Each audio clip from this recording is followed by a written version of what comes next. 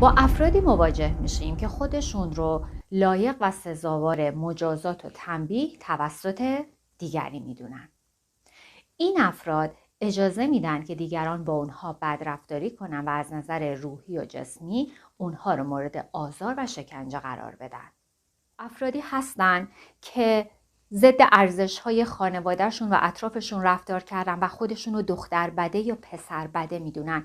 گاهی هم خیلی موقعیت‌های اجتماعی بالایی دارن و اجازه میدن یک نفر دیگه با اونها در رابطه باشه و بدرفتاری بکنه. حتی خود ما 1 دقیقه قبل خودمون رو، 1 ساعت و 1 روز گذشته خودمون رو اجازه نداریم قضاوت کنیم و در مورد اون برای خودمون حکمی صادر بکنیم. در چنین مقامی نیستیم. اون وقت چطور اجازه میدیم شخصی که خودش پر از عقده، اشتباه و گناهه برای ما تصمیم بگیره و اون ما رو مجازات بکنه؟ تو هر کسی که هستی، هر کاری که کردی، لایق بهترین و شایسته ترین رفتاری از طرف خودت و دیگران.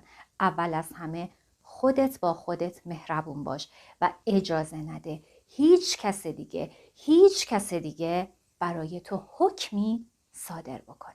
به دلیل ترس‌ها و عدم آگاهی اجازه نده دیگرانی که رفتار با خودشون رو بلد نیستن از تو باجگیری کنن.